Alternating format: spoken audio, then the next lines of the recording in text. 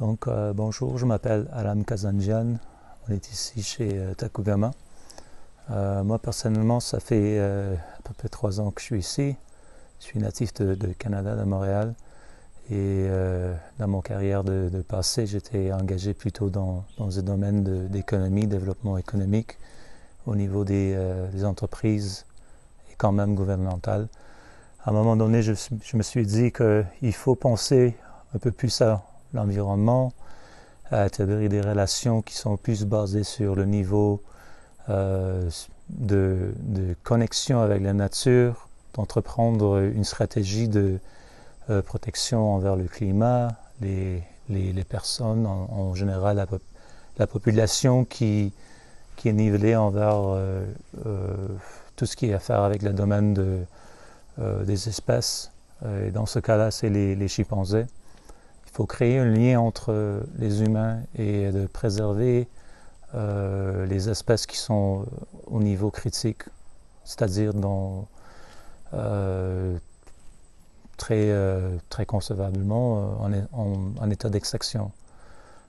Ici, en Sierra Leone, nous avons fait une recherche nationale en 2009 et on a établi que le chiffre d'espèces dans l'état sauvage, il y en a à peu près 5500.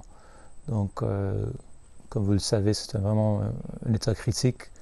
Si absolument Takugama ou Sierra Leone ne faisait rien du tout, c'est très possible que dans une vingtaine d'années, les chimpanzés seront extincts. Donc, il faut être prudent de ça. Il faut savoir, en relation plus globale, ça signifie quoi.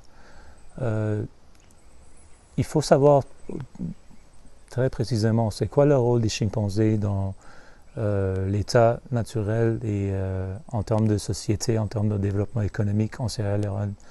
Donc, nous avons réussi l'an passé de déclarer le chimpanzé comme étant l'animal national de Sierra Leone. Et on peut établir toute une industrie là-dessus, c'est-à-dire développement du tourisme, des communautés, le rôle des communautés pour préserver les chimpanzés, et ensuite l'éducation, mettons. L'éducation a un rôle central dans cet état-là, c'est de préparer les élèves et les générations futures pour savoir, dans le contenu du sens global, c'est quoi leur rôle et comment ils peuvent être actifs dans ce parcours. Donc l'éducation, c'est un domaine vraisemblablement qui est vraiment primordial.